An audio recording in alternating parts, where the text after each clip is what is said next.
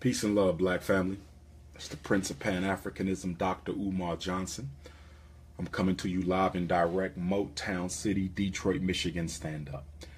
The occasion of my visit to Detroit this week is due to the fact that tomorrow and Saturday, Friday and Saturday, June 9th and 10th, here in Detroit, we will be celebrating, or we will be conducting, the 4th Midwest Regional National Independent Black Parent Association Leadership Training Conference.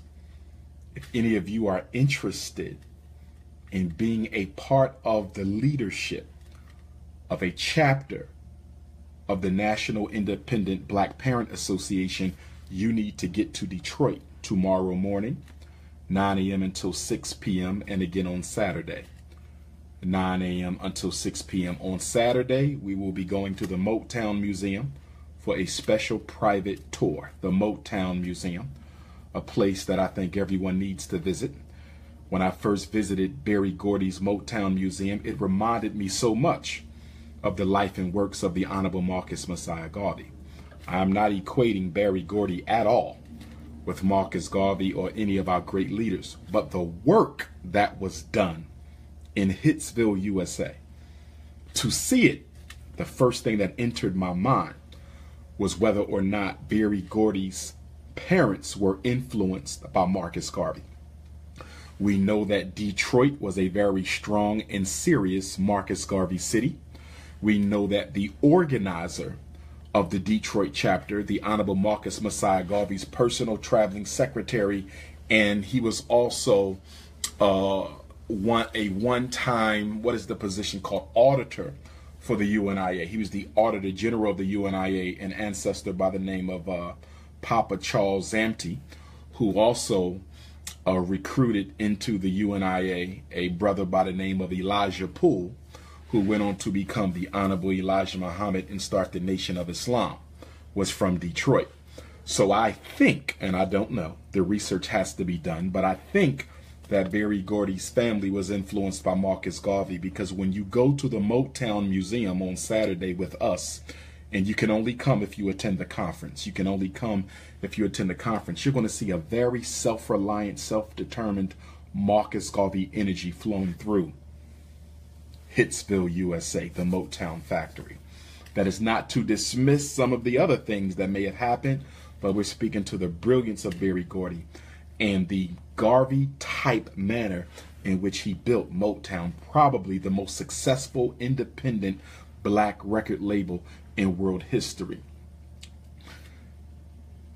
This live feed today is a very important one. It's very important because we need to have a conversation. Something is getting out of control. Something is getting out of control. Now, I want to be clear. Today, I don't want to debate whether or not you think homosexuality is right or wrong, good or bad. You all know my position on same-sex relationships. I don't support them, okay? I love all African people. I have no hate or disdain for none, but I don't support same-sex relationship. I believe man should be with woman and woman should be with man. That comes from my understanding, and that comes from my immersion in traditional African spiritual culture and ethics. So we're not talking about whether or not you are pro-gay or no gay. That's not the issue. But a friend of mine sent me an article today out of Dallas, Texas, where the upcoming Juneteenth celebration, a celebration that was started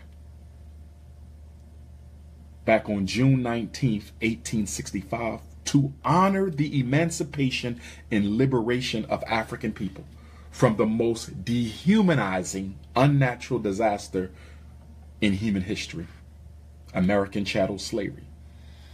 The Juneteenth celebration grew out of our freedom from racial oppression. We've been celebrating it now for 152, 53 years. But for this year, 2017, and I will be keynoting Juneteenth in Seattle. I will be keynoting Juneteenth in Seattle. So if you live in the Pacific Northwest, you need to come out to Seattle to see the Prince of Pan-Africanism next Saturday, June 17th. I will be the keynote for Seattle's Juneteenth celebration. Make sure you are there. And on Wednesday, the 14th of June, I will be in Minneapolis, Minnesota for the keynote lecture there at the Capri Theater, 6 o'clock, Minneapolis, Minnesota, Wednesday, June the 14th. But I want to read this article so we can put our conversation in context. And I want to hear from you. I want to hear from you. In this conversation we're about to have is over whether or not it is appropriate for the black LBGT army. Is it appropriate for the gay mafia, the black gay mafia, to invade and infiltrate? What up, Baba? I'm good. I'm good. We straight for the interview tonight? I need you to text me the address because I forgot it. My phone cleared out, and I'm gonna hit you back in about an hour. Okay, but hit me with that address now so I have it. Okay, Bob. All right now. Peace and love. Detroit, make sure you're tuned in to Channel 33. The Prince of Pan-Africanism will be live on the Get Up Stand Up show with Minister Malik Shabazz. That's today, 6 to 7:30 Eastern Standard Time out of Detroit, Channel 33. If you don't live in Detroit, you can still watch it by going onto the internet. Look up the Get Up Stand Up show, Detroit, Channel 33. It's public TV, WHPPR or something like that, and you can watch it. Okay. Now, the gay pride movement has been invading every black traditional political celebration, every black traditional spiritual celebration, every black traditional cultural celebration. Anytime black people say we're going to celebrate our ancestors, we're going to celebrate civil rights, we're going to celebrate the end of slavery, the black gay movement comes in and says you have to celebrate homosexuality, lesbianism, transgenderism, bisexuality. Okay? And remember, we're not dealing with whether you agree with it or not. The question is it appropriate for every movement, every celebration we have to honor the black legacy, the black experience, black freedom, and black life? Is it acceptable to have it co-opted by homosexuality? In other words, when we're celebrating something that had nothing to do with gay life, when we're celebrating something that has something to do with black existence, African people, is it acceptable for the homosexual movement to come in and say, since you're celebrating anything, you have to celebrate everything? Since you're celebrating anything, you have to celebrate everything. Okay? And I want to know what y'all think. Give me your comments. I'm going to be reading some comments. And if you're homosexual, I want to hear from you too. If you're homosexual, if you lesbian, if you transgendered, if you bisexual, metrosexual, promosexual, protosexual, part-time bisexual, whatever you into, we want to hear about it. Okay? And I'm going to be reading some comments. But I want to read the article. I want to read the article. This is from DallasSouthernPride.com. Dallas Southern Pride. Shout out to my Dallas family. I will be in Houston for Kwanzaa. Houston, Kwanzaa, the Saturday of Kwanzaa. Prince of Pan-Africanism will be in Houston at the Shrine of the Black Madonna. Tickets will go on sale soon. For my Brooklyn, New York family, I'm going to put up the new ticket link. Unfortunately, I had to postpone the lecture last Friday. Security went missing on me. That's all right. We got a different security team now. I will be back in Brooklyn Friday, June 30th. Prince of Pan-Africanism, Friday, June 30th, Brooklyn, New York, same place, Brown Memorial Baptist Church, same time, 6 o'clock, doors open up at 2. Okay? We were just going to do it for the ticket holders, but I got a lot of requests. I want to come, Doc. Don't limit it. We got to show love to the whole family. We got to show love to the whole family. So the new ticket link for Brooklyn, June 30th, will be up soon at princeofpanafricanism.eventbrite.com. Let me read the article. Juneteenth is the oldest known celebration commemorating the ending of slavery in the United States. Going all the way back to 1865, June 19th was the day the Union soldiers led by Major General Gordon Granger landed in Galveston, Texas with news that the war had ended and that all those enslaved were now free. This announcement came 2.5 years after President Lincoln's Emancipation Proclamation was signed and ended slavery in the United States, which had become official January the 1st, 1863. That's not true, but for the sake of conversation, I'll continue. The Emancipation Proclamation only freed slaves that were in states that were in armed rebellion. Delaware was a slave state. Abraham Lincoln didn't free a single slave. St. Louis was a border state with the Union. Abraham Lincoln didn't free a single slave. Maryland was a border state with the Union. Abraham Lincoln didn't free a single slave. In fact, Harriet Tubman, Queen Mother Harriet Tubman, refused to attend an Emancipation Proclamation celebration because she said it did not apply to her family who were still enslaved in Maryland. So first of all, when we write these articles, we need to make sure we are historically accurate when we write these articles. Okay, so that's part of this issue. Okay, that's part of this issue. But let me keep on going. Okay. There are many stories on why the news arrived late. I'm going to skip to some of this. Okay, let me skip. Y'all ready? I hope y'all listening. And y'all can read it yourself. Okay, listen to this. One of the things often forgotten is that in the fields, working side by side, in the cotton fields, working side by side, were both straight and gay men and lesbian women. Let me say this again. I'm reading the article. One of the things often forgotten is that in the fields, working side by side, were both straight and gay men and lesbian women. Those who loved each other silently and openly. Okay? There are some who want to believe homosexuality just popped onto the scene as if it were something in the water, without recognizing who and what we are as same gender loving men and women goes far back beyond slavery. We were not only on the slave ships, but we were also in the dynasties and kingdoms that ruled Africa. Okay, hold on, let me get this right. Where we at? We were also in the dynasties and kingdoms that ruled Africa in Zulu, Cleopatra, and the Mansa Musa era.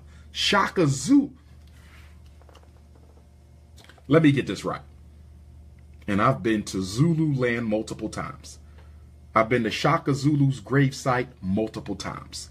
I've studied Shaka Zulu.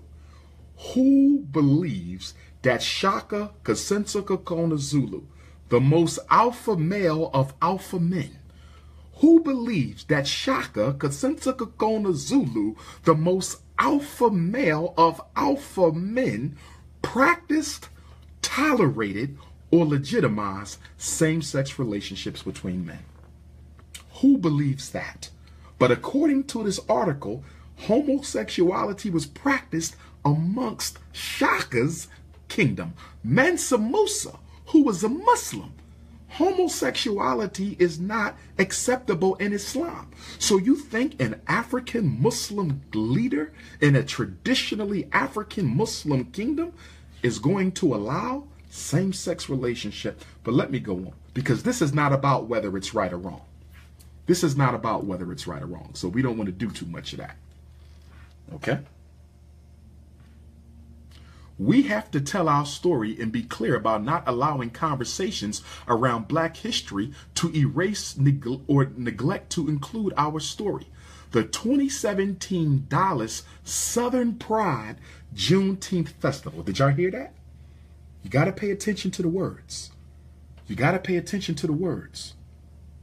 You got to pay attention to the words. The 2017 Dallas Southern Pride Juneteenth Festival. Now, when you hear Southern Pride, you think Southern Black Pride. Pride is the new word. The LGBT movement has colonized the word pride, like European Jews have colonized the word Holocaust. So when you hear Holocaust, you only think about the European Jewish Holocaust suffered at the hands of Adolf Hitler, which we condemn and deplore because it was wrong and unacceptable. Let's be clear.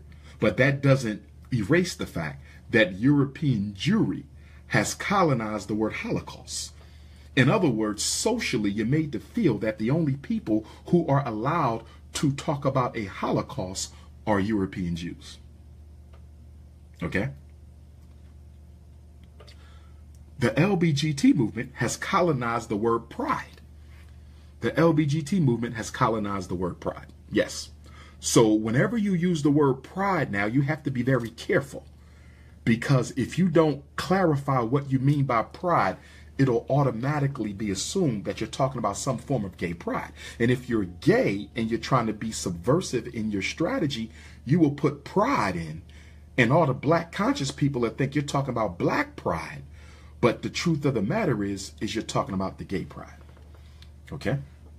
So they changed the name of the celebration. It is now the 2017 Dallas Southern Pride, which means gay. Southern Pride Juneteenth Festival will bring together brothers and sisters and transgenders. Brothers and sisters and transgenders to celebrate our freedom, not only from slavery, but from within our own community, including churches and institutions that would rather wish our existence away. It takes all of us to see that the village is, and I apologize, is cut off. It takes all of us to see that the village is something and access the strength that lies within us. There will be no village if we don't make no children.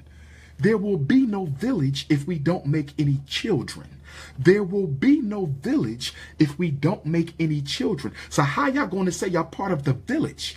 Y'all killing the damn village. Won't be no village if all the women keep dating the women and the men keep on dating the men. That's the point that I'm making. We have to liberate ourselves from actions, words, and deeds that would do us harm. We have to reach down and grab the genius from within.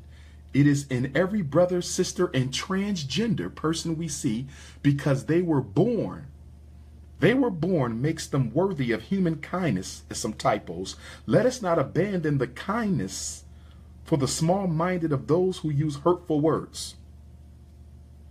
We are the ones we've been waiting for. We are the descendants of the strongest slaves that touched North American soil. We cannot allow hate, AIDS, obesity, racism, sexism, or any other disease to act to end our existence and cut us short from our journey. Join us in Dallas, Texas, June 15th through the 18th to not only share in learning history, but make history.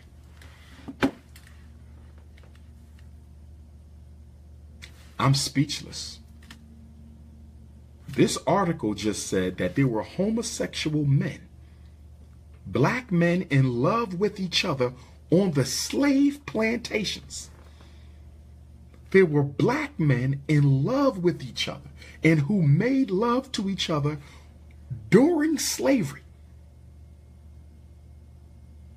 So let me get this right. Black men could barely get time to spend with their wife and children. Black men were often enslaved miles away from the women and children. They kept the women and the men separate. So you mean to tell me that he couldn't get to his woman, so he in turn started sexing another man? See, a part of this is this millennial consciousness. I'm going to have a conference with the millennials. We're going to have a black millennial conference because y'all messing the whole game up. The millennials in this social network selfie generation is messing the whole game up. We got to put it into this shit.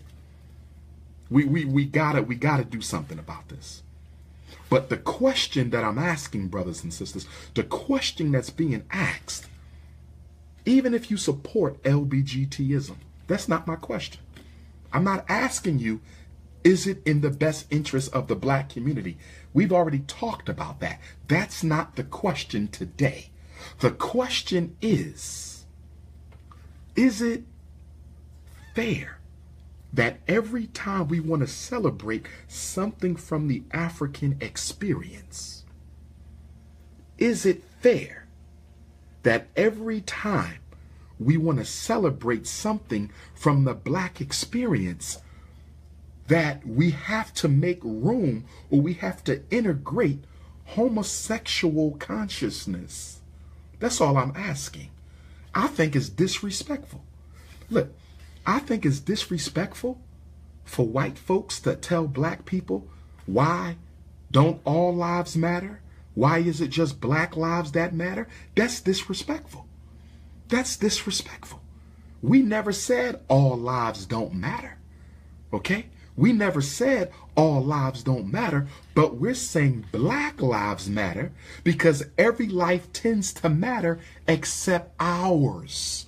They're not systematically killing Chinese Americans. Police are not systematically killing East Indian Americans. Police are not systematically killing Native Americans. Police are not systematically killing Jewish Americans. Police are not systematically killing Arab Americans. Police are systematically killing African Americans. So when we say Black Lives Matter, we're saying we're going to put attention on ourselves unapologetically. We're going to put attention on ourselves unapologetically because we are not given the same type of protection under the law as everyone else. See, when y'all say all lives matter, when y'all say all lives matter, when y'all say all lives matter, what you're really saying is we don't care about the black lives that were taken. That's all that is. All lives matter is a code word. When they say all lives matter, what they really saying is all lives that ain't black matters. That's what that means. All lives that ain't black matter. All lives matter says we don't give a shit when your children die. All lives matter says we don't care about Sandra Bland. All lives matter, we don't care about Trayvon. All lives matter, we don't care about Eric Gardner and Philando Castile or Tamir Rice. All lives matter means we don't care about black folks. That's what all lives matter. Okay? So, what I'm asking the homosexual family, do you not feel that it's a little bit disrespectful to force celebration of your lifestyle, to force celebration of your lifestyle in the framework of a celebration that's been going on for over 150 years, that has been totally focused on venerating African life? A celebration for 150 that has only been about recognizing the pain and struggle of Africans as a result of racial slavery. Racial slavery. See, and I've never advocated harm against any homosexual, and I never will. I've never said you should be hurt. I've never said you shouldn't have a right to live, decent health care, never. I've never said that. You like to misrepresent me because one of your strategies is to make anybody who disagrees with you look like they are a perpetrator of harm. That's one of your strategies. Anyone who disagrees with homosexuality is painted a certain way and projected as if we are a purveyor of death and genocide, even though we've never said that. Okay? I feel it's just like it's disrespectful to say all lives matter. It's disrespectful to say you can't talk about black pride without talking about black gay pride. That's disrespectful. It's disrespectful. First of all, it's divisionary. You know how we say leave religion out the conversation? You know how we say leave religion out the conversation? Not only should we leave religion out the conversation, but when it comes to celebrating African reality, we should leave sexual identity out the conversation. If we coming together to celebrate our ancestors, leave that gay stuff out. It's about our ancestors. Why you got to come in and enforce this? If it's about slavery, why can't we just focus on why you got to come in and force this? There was lesbian women in love with each other on the plantations. Can I ask for some proof? Can you show me some proof of gay women on the plantations? Except for the fact that they were being raped by the white slave master's wife. Can you show me proof of gay black men on the plantation except for the fact that they were being raped by their slave masters? Can you show me that? You said there was homosexuals in the leadership of Nile Valley culture? Can you please name a homosexual pharaoh? Don't make history, prove history. Show me a homosexual pharaoh.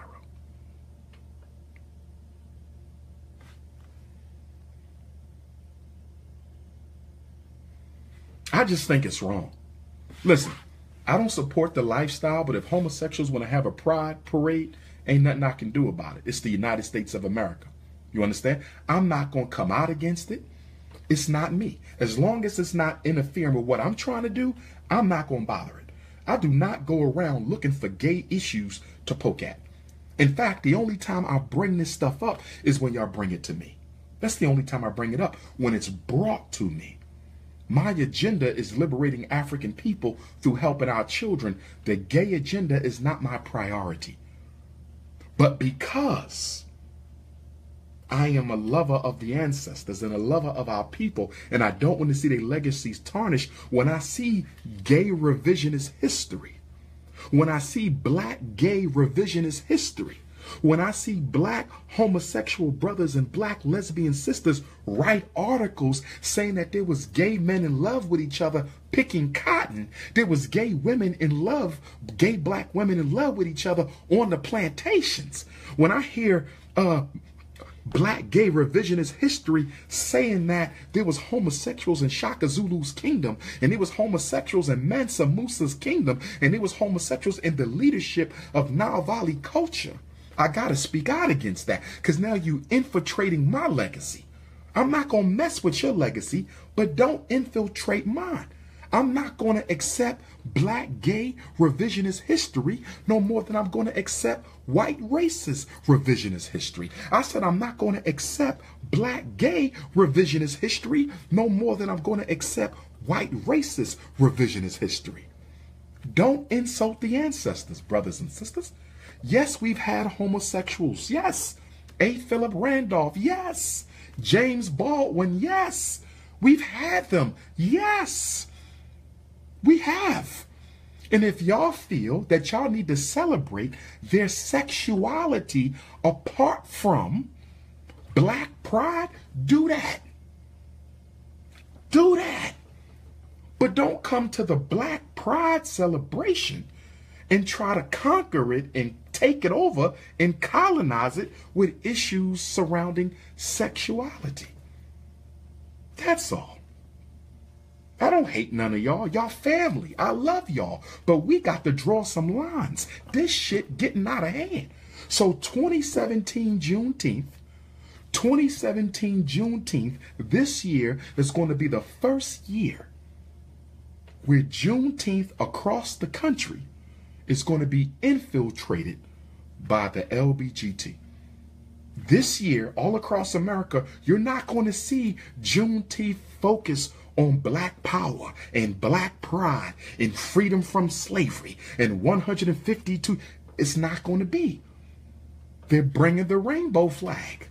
They're bringing the rainbow flag. So now it's going to go away from black life and it's going to be gay life.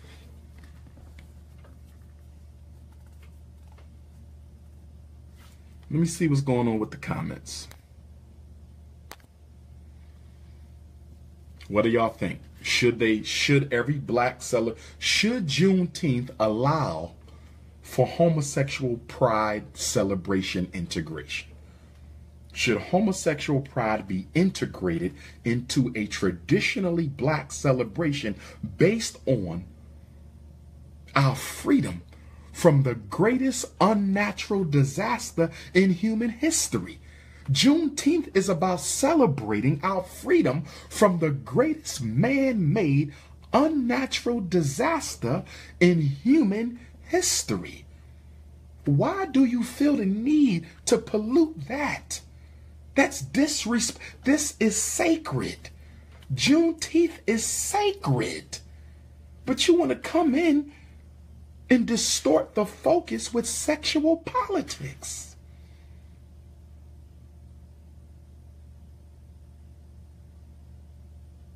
If I'm wrong, if y'all feel I'm wrong, you can say that.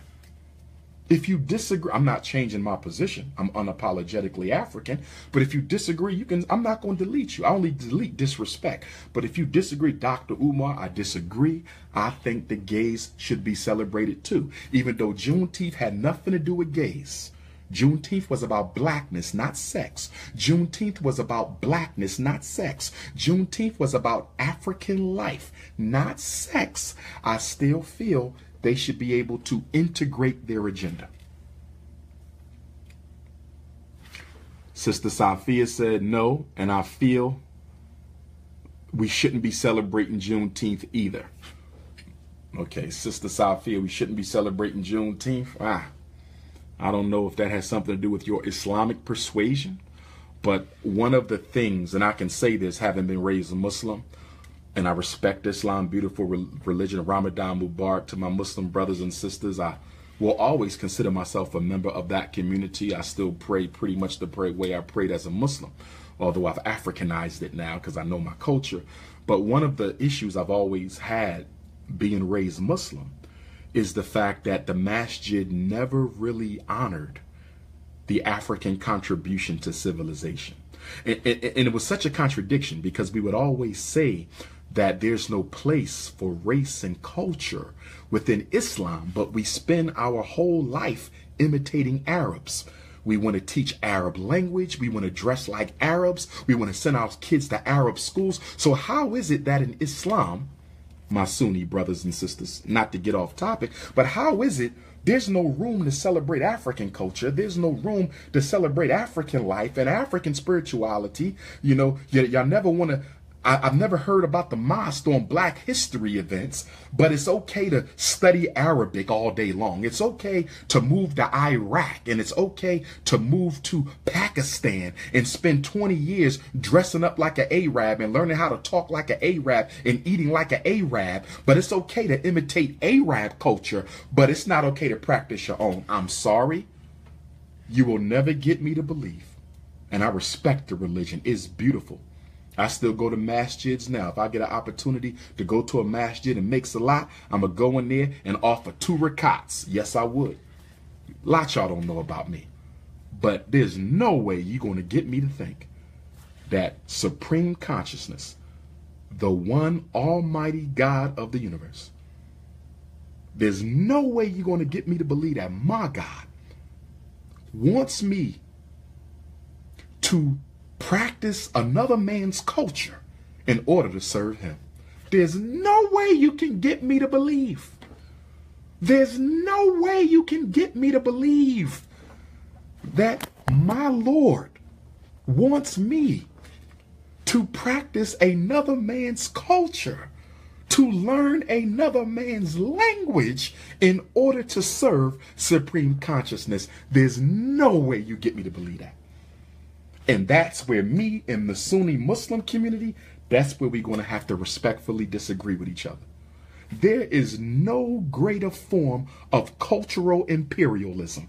There is no greater form of cultural imperialism than to tell a people, you got to study your religion in my language. Do you see how powerful that is? Listen, that's like the white man saying you got to worship Jesus in his image. The white man says you have to worship Jesus in his image.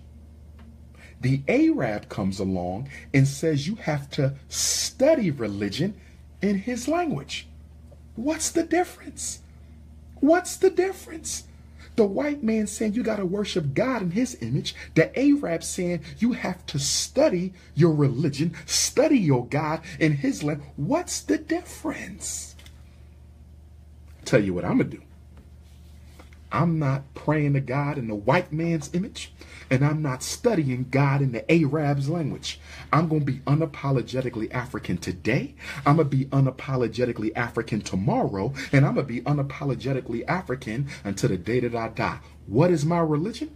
You want to know what my religion is? My religion is Black African liberation.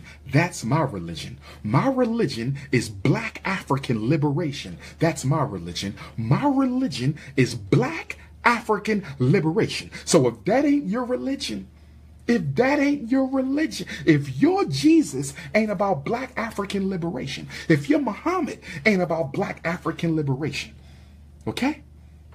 If your Elohim, if your Yahweh, if your Jehovah is not about Black African liberation, I don't want none of it. How can religions founded by Black men be so anti-African? How can religions founded by Black men be so anti-African?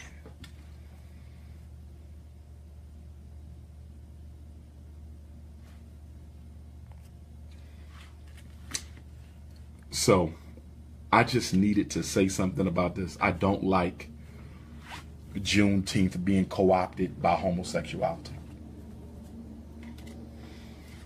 See,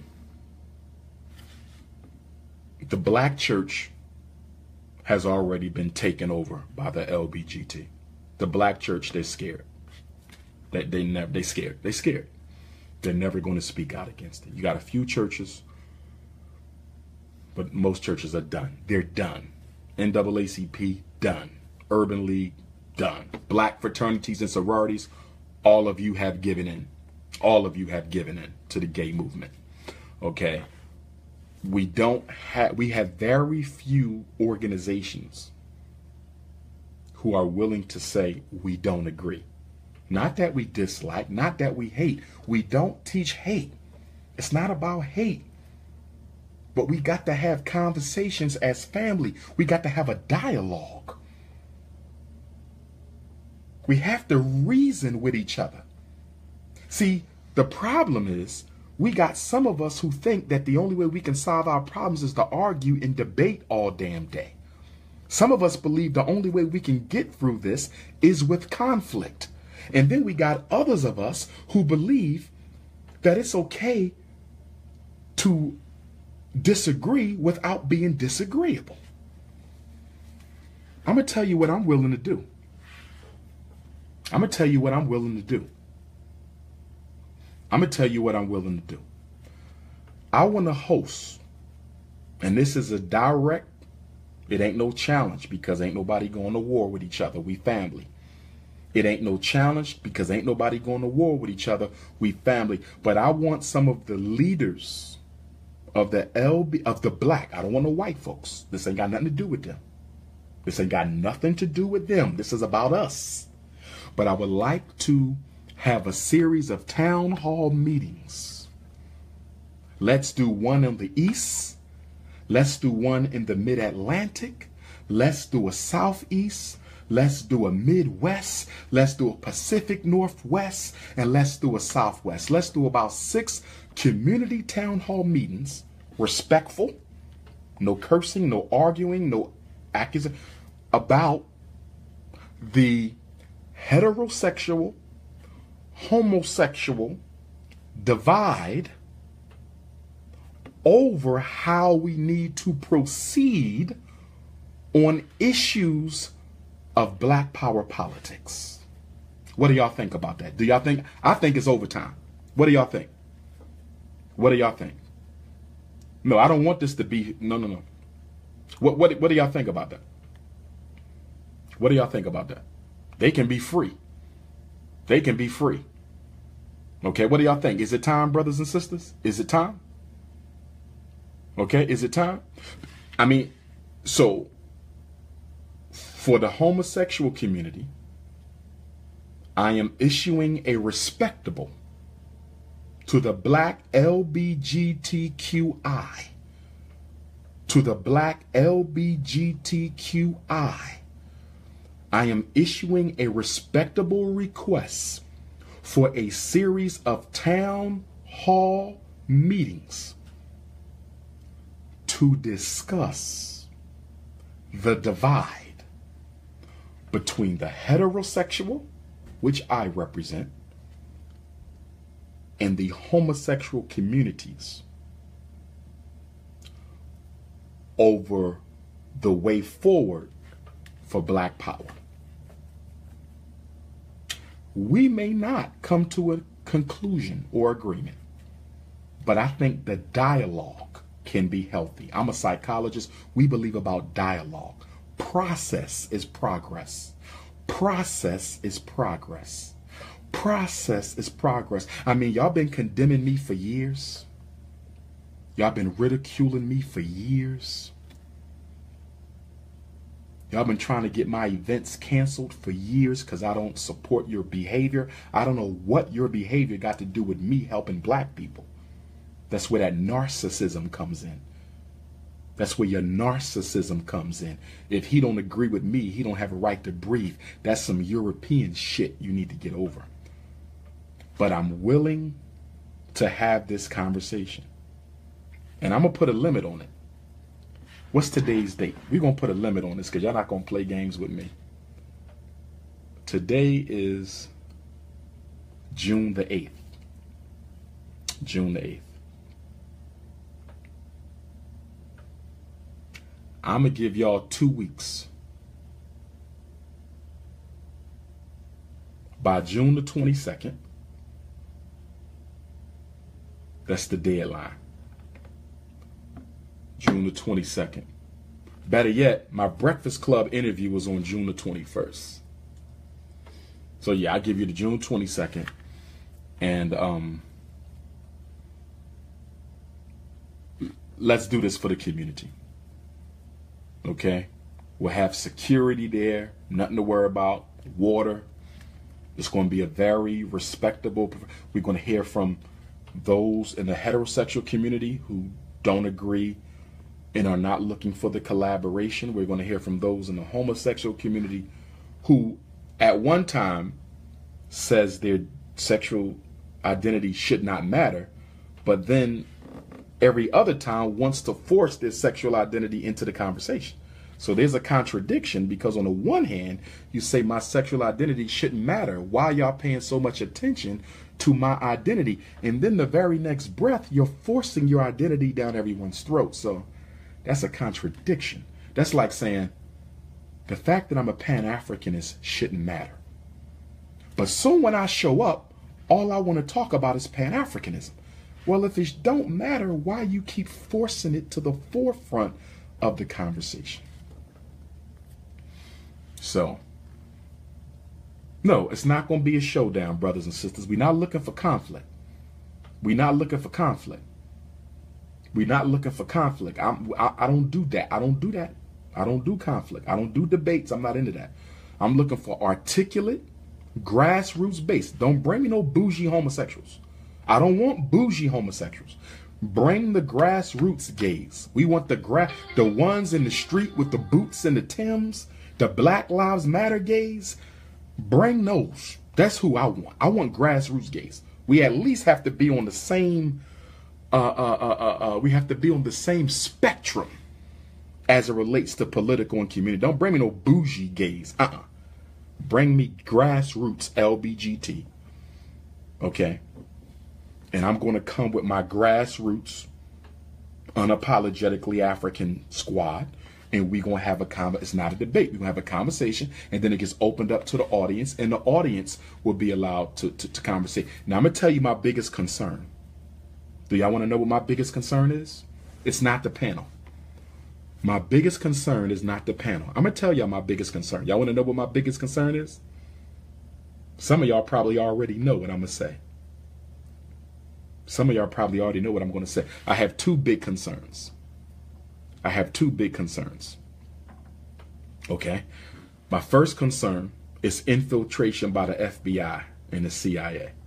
Remember what they did with Dr. King's sanitation workers march in Memphis, right? They sent paid agitators to turn the march into a riot. I'm concerned that the FBI will send paid agitators into this community seminar, community town hall meeting, to try to provoke violence and agitation. So COINTELPRO, I'm concerned about that. So we're going to have security volunteers from all New Black Panther Party security, different organizations. Okay. So that's one concern. COINTELPRO. Okay. Why would the FBI do that? That's a ridiculous question. The reason the FBI would do that, sister, is they want to destroy anything that they consider to be progressive. Listen, even if we decided that we were not going to fight each other, I'm cool with that. I don't fight the gays anyway. They fight me. But if we could just say, let them struggle how they want to struggle and we're not going to attack, which I don't anyway. If the homosexuals said, listen, we're going to leave Dr. Umar alone. He ain't disrespected us. And as long as he don't disrespect us, let him do his work. We ain't going to bother him. And he going to let us do our work. And he ain't going to bother us. That's a respect. That's a respect. That right there would be a monumental breakthrough. Because y'all be blocking me every chance y'all get. That right there would be a monumental breakthrough. But even if we didn't get that far, the conversation alone, the process would be progress. But my biggest concern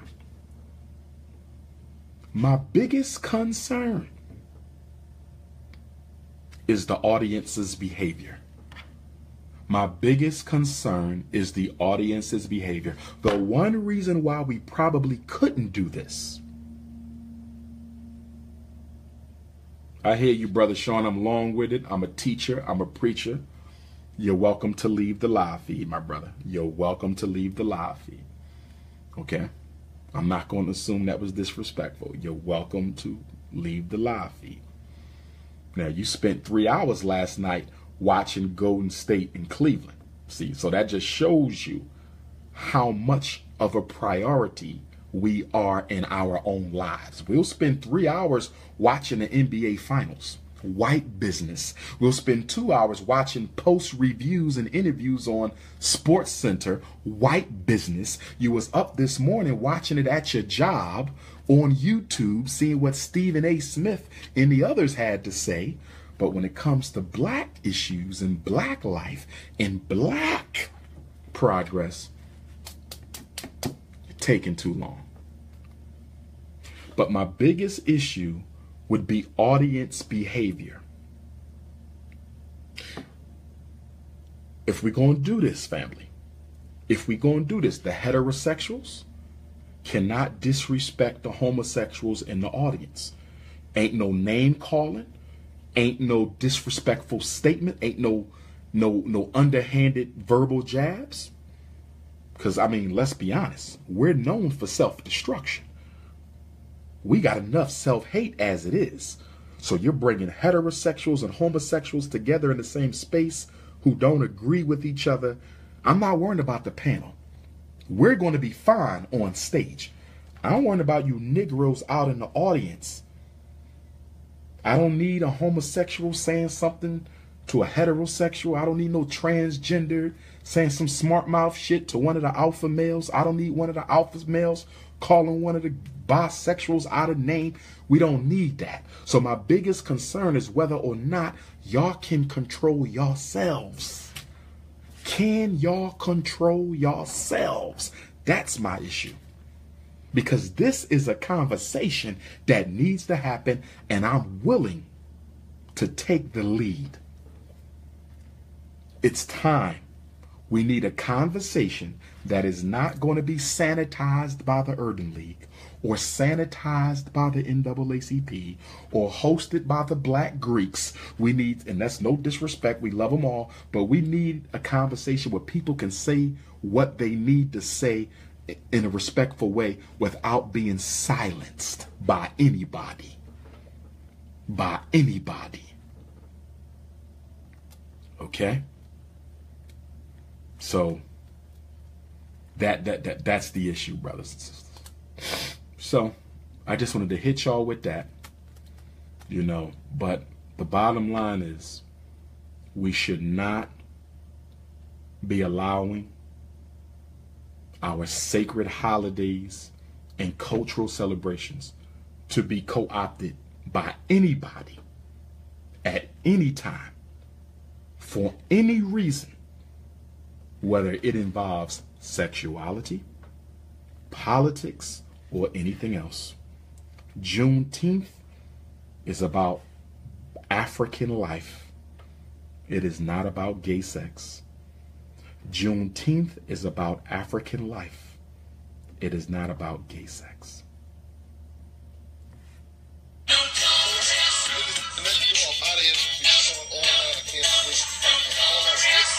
So on that note, brothers and sisters, I'm going to go ahead and jump off. I'm hungry. I need to find something to eat and then get ready for my interview tonight. Hopefully I see some of y'all tomorrow at the conference here in Detroit, National Independent Black Parent Association Leadership Training Conference, Friday and Saturday, 9 to 6. Let's come together, unite, organize, and do what's right. One love.